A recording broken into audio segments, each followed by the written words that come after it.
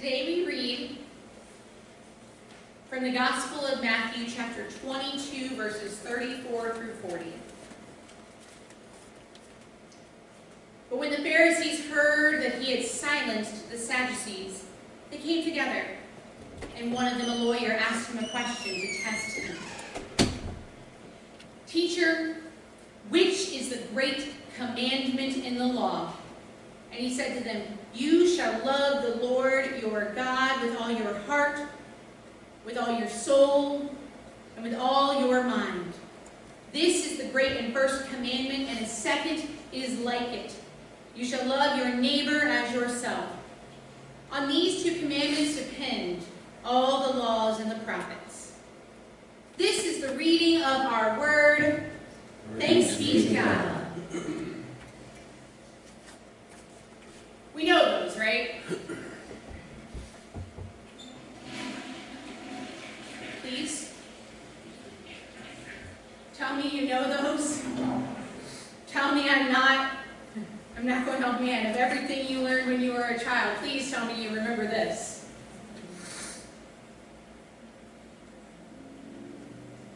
These are some of the most well-known verses, right? Because not only is it here in 3 of our Gospels, it is also in Deuteronomy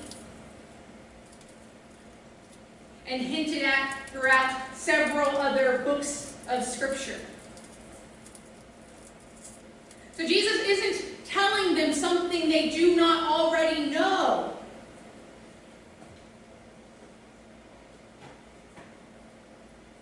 The problem is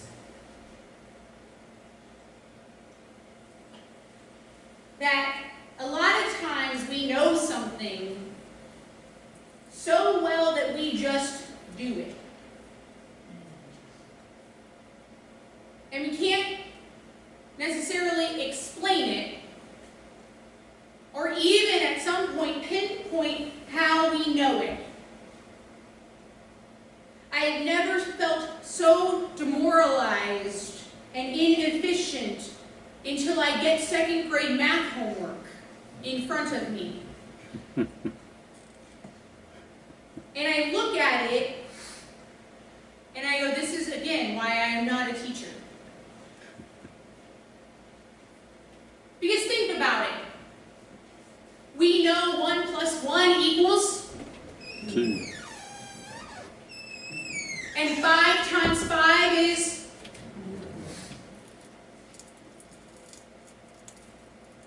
The Pharisees and the Sadducees, who were experts, ought to have known these things. And I mean, these words are in 3 of our 4 Gospels. They're in the Gospel of Matthew, the words that we read today, chapter 22, verses 35 through 40. They're in the Gospel of Mark, chapter 12, verses 28 through 34. And they're in the Gospel of Luke, chapter 10, verses 25 through 37. For those aware, these are called the Synoptic Gospels. Matthew, Mark, and Luke tend to have a lot of the same stories, a lot of the same scriptures, even some of the same words and phrases and things that are going through them. They're written slightly differently. Where they're located in the story may or may not be different. And that is because if you understand biblical history, Mark was assumed to have been written first. And then Matthew and Luke came after. And most biblical scholars believe that Matthew and Luke pulled from the Gospel of Mark, as well as something that is called the Q source. And scholars disagree as to whether that source was written down or just verbalized history. Because, of course, we're in a time where, although things were beginning to be written down, much of Scripture, much of what we understand to be the canon of the Bible, was passed orally. It was memorized and then given to the people. Because paper was expensive. To write it down on the scrolls that they read from was why those scrolls were so precious. So we have these words. Matthew, Mark, and Luke give them to us in very similar formats, followed a little bit by, well, actually, hold on. In Matthew and Mark, it's followed by, who do you say that I am? You are the Christ. Y'all familiar with that part too? I don't know whether or not Luke realized that Mark and Matthew just didn't explain it well enough.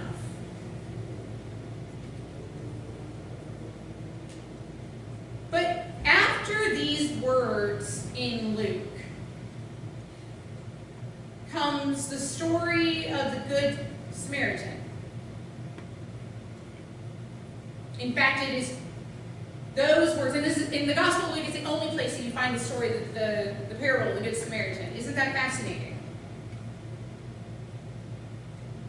Right after these words. These words that say, love the Lord your God with all your heart, all your soul, and all your mind. And then love your neighbor as yourself.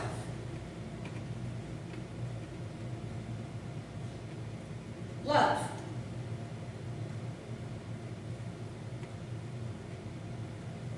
Love. I don't know about you all, but I have spent most of my life trying to figure out what that silly four-letter word means.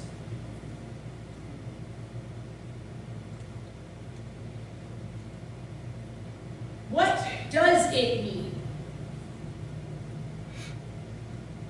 We, in our English language, have such a limited vocabulary when it comes to the depth of what that word means. And you need to recall that in our scriptures, they wrote in Greek, and the Greek has 4 different words for love. Romantic love, the love of God, the love of family, and the love of friendship. We roll that all into one word and spend most of our lives trying to figure out how it's different in each of the different situations that we find ourselves in. Yet Jesus boiled it down to this. He boils it down and says, love. Love the Lord your God with everything that you are. That's easier said than done. And then love your neighbor as yourself. Again, easier said than done. You all got a good giggle out of the as long as your neighbor stays on the right side of the yard line. I heard that. I really personally love it when one of my neighbors says, oh, your yard hasn't been mowed for a while, let me mow the front at least. Talk about love, right? Or it's just they really are tired of it. I mean, I don't know. I believe too often, and this is what Jesus is obviously saying. He says it over and over again. This is not the only time he mentions love in our Gospels. So often we're focused on the details. We're focused on, well, if A is this and B is that, how do we get to Z?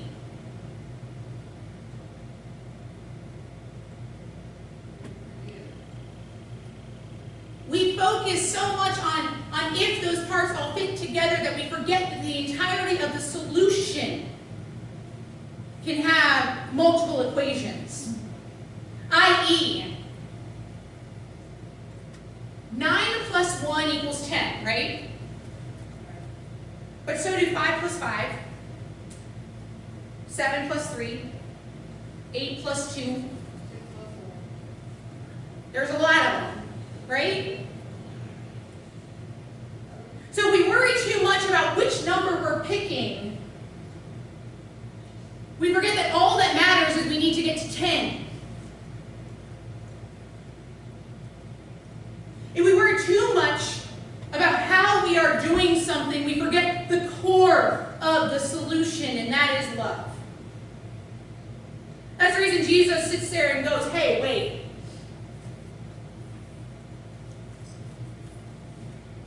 Y'all are so focused on the process of how that you forget the end goal. I mean, think about it. Many of us have gone to school in various degrees, and we all have different talents and wonderful things that we are capable of. At the end of the day, do any of us remember what our GPA was? If you do, I'm impressed. Do any of us remember all of the classes that we took? And the order in which we took them? Do we remember whether we got an A or a B on that final paper? No. Or if you do, I'm impressed, again. What was the end point, the solution, the goal?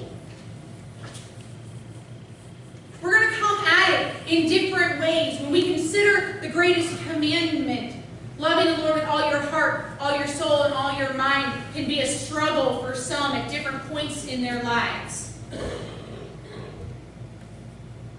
It can be a difficult component to go, oh, God, I don't even know if I can love myself, let alone my neighbor.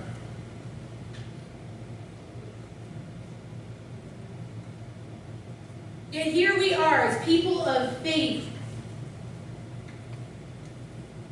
Sometimes we get so caught up in our lives, in what's going on, in the ups and the downs, and the positives and the negatives. Let me tell you all, the last couple of weeks, as your minister, all I've done is maintenance.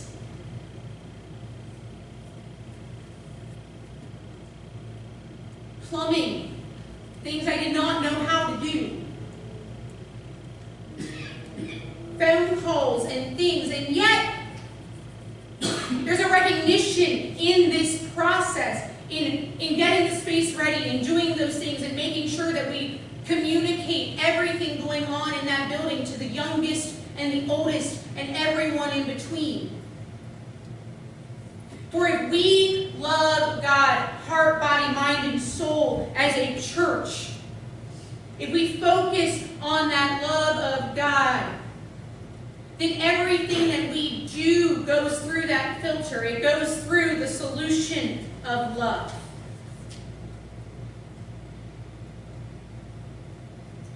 And if you do not and have not experienced how the depth of love can be a solution in times of life, in times of chaos, just having someone show up and be present, getting a card in the mail, having someone greet you the minute you come in.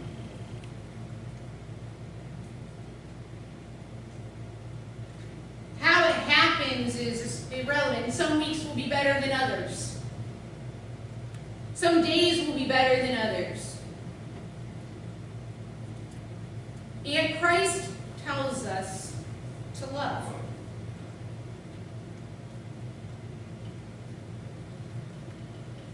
And on those things, on that thing,